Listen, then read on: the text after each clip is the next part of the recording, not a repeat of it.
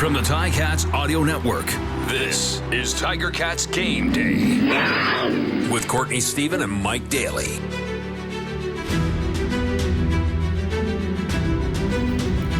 Welcome to Tiger Cats Game Day on the Ticats Audio Network. My name is Courtney Stephen, joined as always by the man himself, Mike Daly. Mike, this is almost. It's not Labor Day, but this is what we have been waiting for. The people of Hamilton are traveling down that QEW eastbound to BMO Field because the Tiger Cats, the 2-5 Hamilton Tiger Cats, are facing off against the arch rivals in double blue, the Toronto Argonauts, who are first in the East Division with a 3-3 record. Mike, they're the favorites on paper, kind of. If you could call it that. I'm not sure if you can really say that the Argos are running away with the East, even though they are in first place. How do the Ticats feel headed into this one? Well, let's not forget that every time the Ticats head down to BMO Field, it's a home game. There's going to be more Ticat fans there than there are going to be Argos fans. So that's always a boost for the Ticats. That's why it's, the home away from home type thing. In terms of the favorites, yeah, you can't really say that the Argos are favorites in this because it almost seems like when you look at these teams from a 500,000-foot perspective, they're almost the same. It's like this Jekyll and Hyde of, being able to put together great offensive drives, a lot of stats, lead the league in certain passing yards, stuff like that, but then just can't win a game. It's almost like you look at this and you go, what's going on with these teams? You know what I mean? So I'm kind of excited to see how this plays out, especially over the next 5 weeks, because, that's hard to do. Play a team 4 times out of 5 weeks, and just how that means for game planning wise, how that means mentally on each player. If you don't want to, it's going to be a case of not taking a 15-yard penalty every play, because I've now seen this guy that I'm lining up against for 27 snaps in a row, and then it's going to be another 27. Then it's going to be another, you know what I mean? And it's like, that's this weird situation that the Ticats and Argos are getting themselves into now.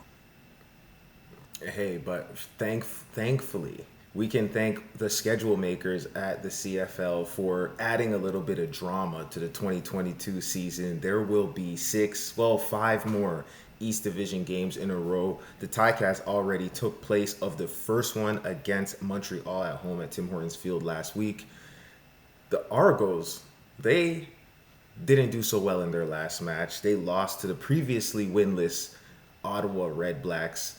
So the East Division is really a neck-and-neck battle. If the Ticats are able to beat the Argos today, then the Ticats would now have 3 wins. They would have the up on the Argos, but the Argos have played less games than everybody, so they might be a little bit fresher. Let's talk about the people who are in these lineups today that we're going to see on the field. There's some very notable ones, but let's just start with people returning home. And I might not be talking about who you think about. I'm talking about wide receiver Mike Jones, who just joined the Ticats from Edmonton. This is a plug-and-play guy.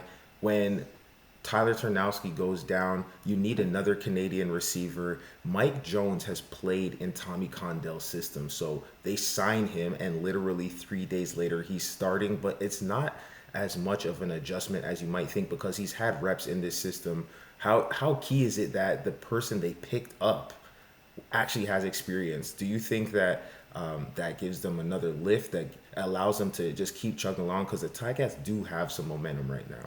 Yeah, that was kind of a no-question pick. Once they ended up putting him in, you could realize that he would be able to play right away. Because like you said, he had that experience with Tommy's offense. I don't think there's as much of an adjustment for him coming in, and Mike's going to be able to pick up that offense quickly. Where it's going to mess up, or maybe where you'll see some learning curves, is just on the timing of things, right? Don't forget, he was in Edmonton the whole year. That's a completely different offense than what Dane and Tommy are running here. So, we're going to look to see him understand the offense. But in terms of the execution and stuff like that, maybe they'll be off maybe 1 or 2 plays. But it's really, like you said, plug and play. That's probably the best pickup you can have from a free agent signing to come in. Somebody that's familiar with the offense, familiar with Dane, familiar with teammates around them, and be able to go in there and help out where they have a need with Tyler going down. That's a huge pickup for them, big time. Absolutely. And another pickup, or somebody who they bumped up off of the injured list back to active, it is, I don't know what you call him, Simi Hove, Simone Lawrence, number 21. The guy who has had his best games in his career playing against the Argos. I dug into the archives. I felt it because, when I played on the team and I was with him, I knew that when we went to BMO, he was going to light it up. But I wanted to see if there was any stats to back it up. And indeed, in 146 games, Simone Lawrence has 14 interceptions. That's about 1 every 10 games. But 5 out of those 14 have come against the Argos. So, 1/3 of those.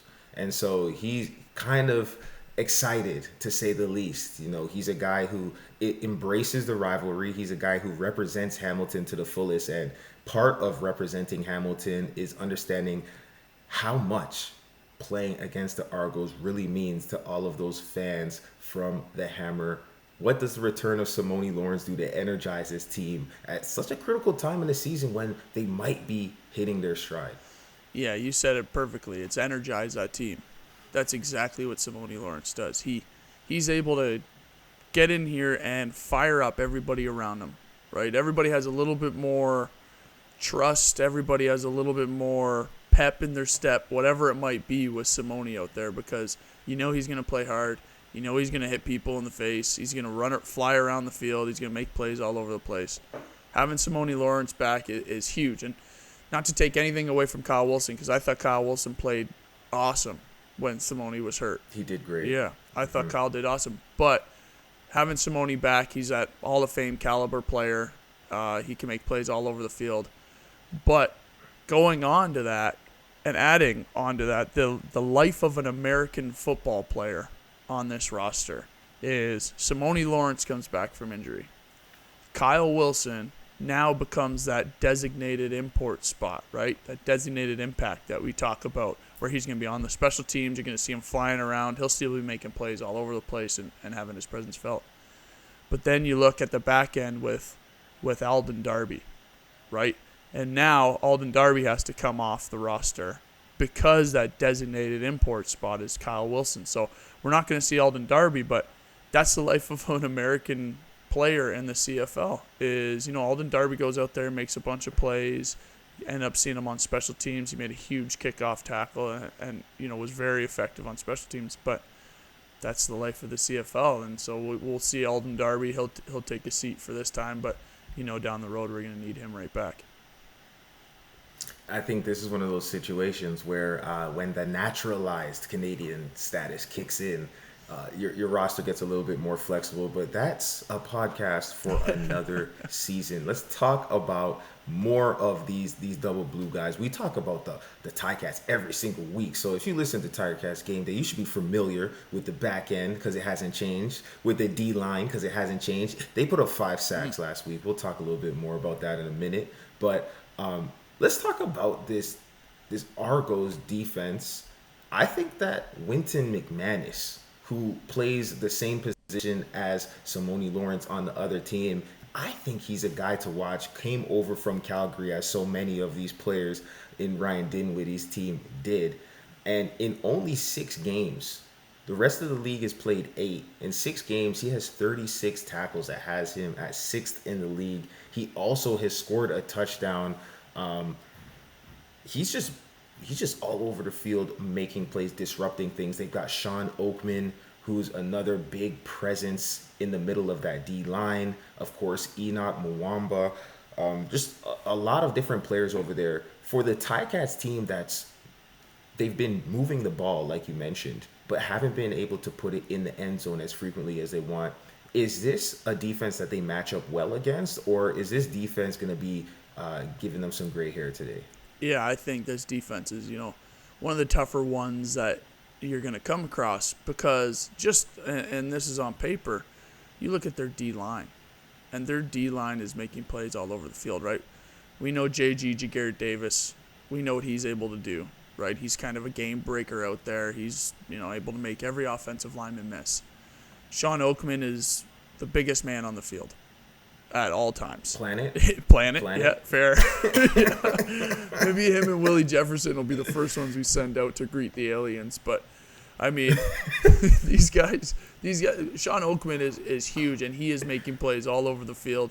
And then Shane Ray on the other end, he's making a ton of plays. So that right there, when you have a D-line that is effective like they are, it's going to make everything harder, because what they're able to do is they're able to drop all their other guys, the linebackers and DBs, into coverage and be able to fill zones or double team guys that are getting the ball more. When you can get pressure with 4, that's when you end up seeing defenses doing really well. So I think the Argos have that in them, where they can rush the 4 and they can get pressure on the passer. But it's going to be a tough matchup for this Ticats offense, because it is a good back end. It is a good linebacker core. A lot of games played. It'll just be kind of, stay consistent, take what's available, and move down the field. But I do think that D-line is going to be a little bit of a problem. Right. And on the other side of the ball, on the Toronto offense, McLeod Bethel Thompson, I think he recently moved into the top 5 for all-time passing yards for an Argo, which was a surprising stat to me, because I felt like, had he been there that long? But hey, this is a guy who's been quietly doing his thing for a few years now, and he's going to be with Eric Rogers, Tavares Daniels, Markeith Ambles, and the most dangerous of all, the Canadian Curly Gittins Jr., who leads the team in targets, yards, yak, second down catches, almost every single category except touchdowns. What is happening here that Speedy B Brandon Banks is not listed in the starting lineup among a league of guys who each of them has been great at a point in time, but is Speedy Banks not great enough to be in that starting lineup? Yeah, I saw that, and what I'm kind of thinking is you're going to see him at kick returner, punt returner, doing that kind of stuff. But with Eric Rogers back, I mean, you and I know Eric Rogers well. He is a big body, and it's tough to replace what he can do down the field. He can run some pretty nice routes, but he's that big body receiver where you have a ton of range to be able to throw the ball wherever you want. He'll go up and get it. I guess, Phillips has played well for them. I know he's made a lot of plays, so that would be kind of the spot where you would look at Speedy filling in. But yeah, it's that weird world of they are so loaded at receiver that the odd man out, and I don't think you're not going to see Speedy in the offense. I think he's going to be in that offense. You're going to see packages in for him. He'll fill in when guys get tired, whatever it is. But you'll see him predominantly, I think, on punt return and kickoff return, which he's very, very, very familiar with, as Ticat fans know. But what I want to throw back to you is, when you have a receiver that's typically that Z receiver, that wide side number 1 receiver like Curly Gittins, getting all of those targets, all of those catches, leading the league, what does that do for you as a defense or as a DB crew, where you're like, whoa, this guy leads us? It discombobulates you. It definitely throws you off, because they made a whole rule in the CFL by let's move the hashes in because the Z never gets involved. And Curly was sitting in the back of that meeting taking notes like, okay, so I'm going to get some extra action this year, huh? And you know what? It's not every game. It's rare. Actually, it's never when the main guy on the scouting report is playing to that wide side, static on the line receiver position. But hey, this guy's just been getting it done. So, by hook or by crook, he's going to get a lot of action. He's getting the most targets, which means that either they're calling it for him or he's getting to the space. So with a guy like Eric Rogers coming back, like you said, big, you could pass the ball, 2 yards off target, and he can still grab it because he's about 6'4" with a humongous catch radius. But a guy like Curly's going to get his, just because that's the way that the offense is designed, and they've been running through him. He's a guy who can get the ball and then get a few extra yards. I think this will be a great game for Ciante Evans to kind of jump onto the radar this season. Ciante is a veteran guy who's been playing in this league, making a lot of plays, but at that field side, you might not get as much action. In this game, he's going to see at least 5, 6 attempts towards his direction. And I think maybe that's a chance for us to say Ciante Evans' name a few more times this week. So that would be my approach to it. If I was Ciante, if I was Richard Leonard to that field side, maybe we get into some zone coverages. I'm not just sloughing off and thinking this guy's a decoy. I'm actually licking my chops and thinking we might get action. We might have some action finally to the field side. Yeah, and that's the thing. Like, usually that field corner spot is just another roaming player because you know that Z receiver, the one out wide on the field side there, isn't going to get the ball all that much. But give it to McLeod Bethel-Thompson. He gets through his reads quick and, finds Curley when it's a primary, but he'll also find him on that check down when it's, nope, don't have anything.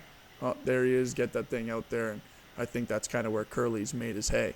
But listen, let's move on to some of the trends for this game and, where the Argos and the Ticats are going to line up. And it's not necessarily for, it is this game because this is the first game. This is the first game you need to win. But because they're going to see each other so often, where do you feel these teams, what do you think they need to do with this game to set up the other games? Or do they do that at all? Do they have any setup with this game to those other games? Do they hold plays back? Do they get them all out there?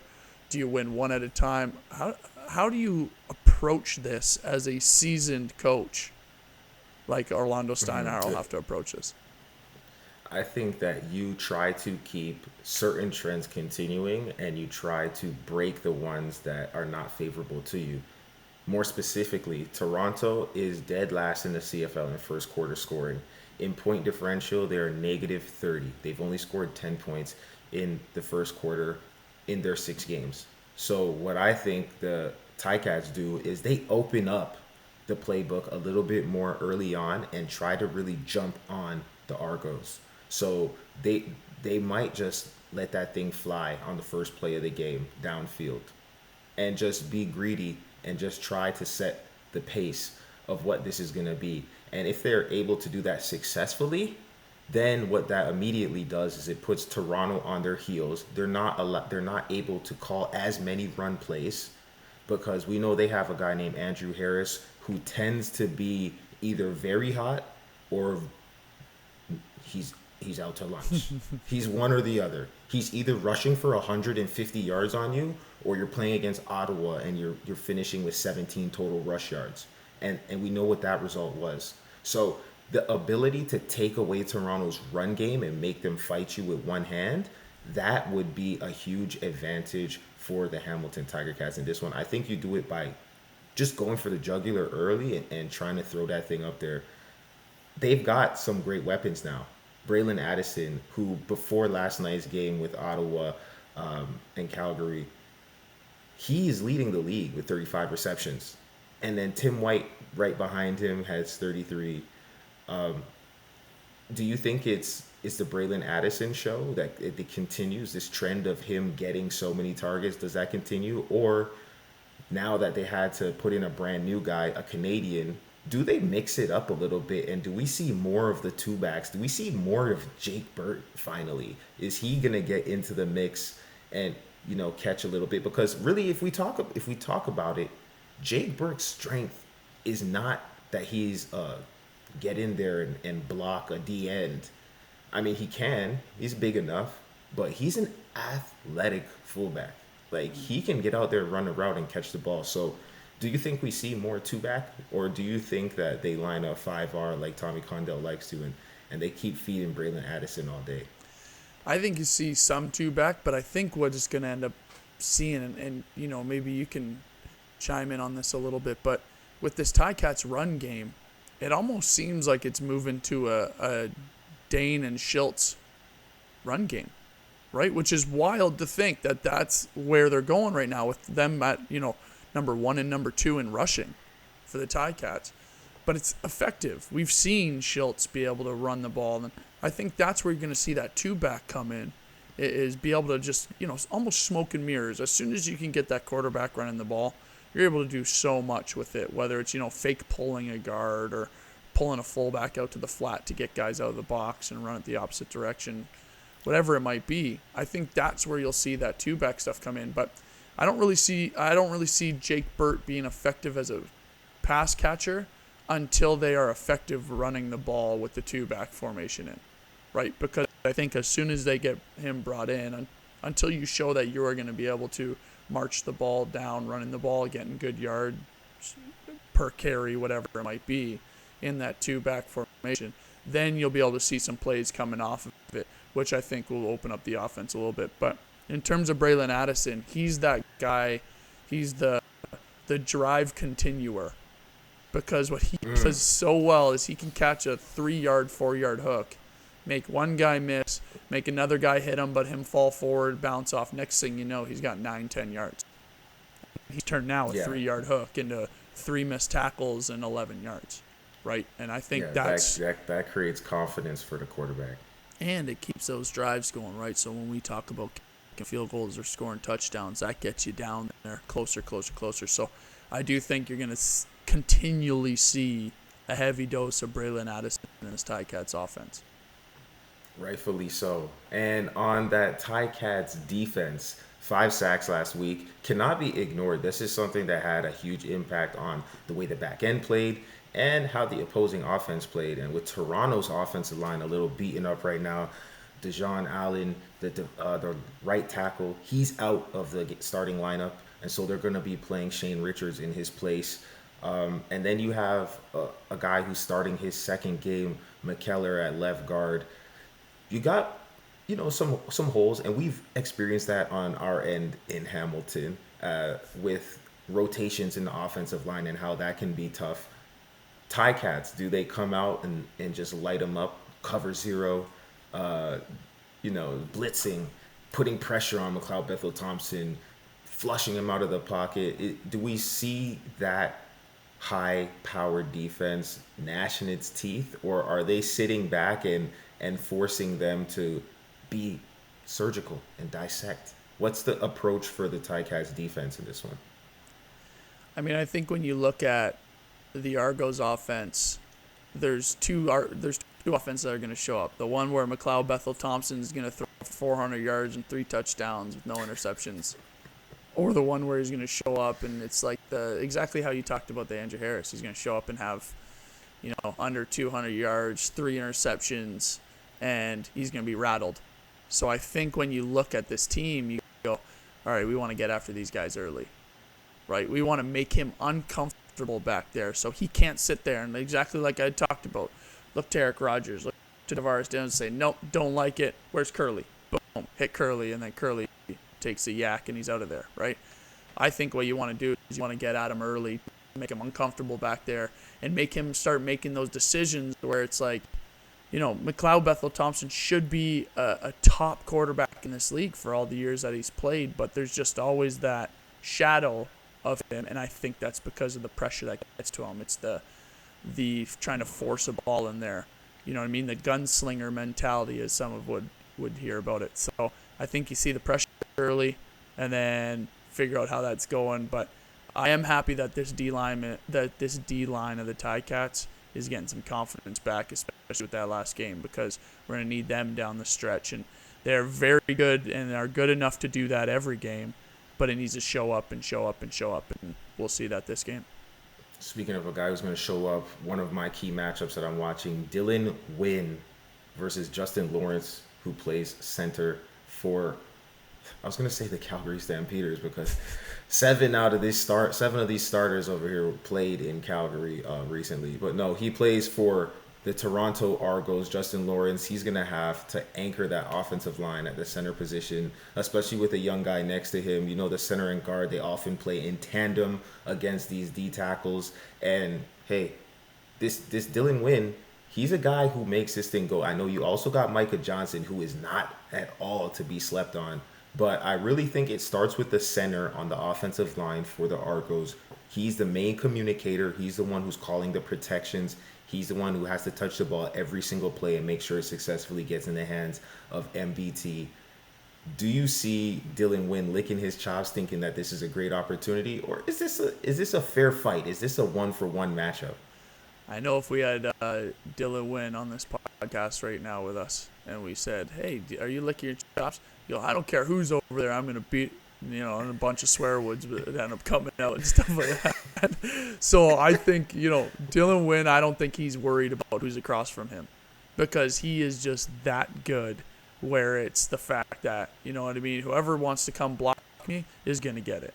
And you're absolutely right. He is the thing that makes this defense tick.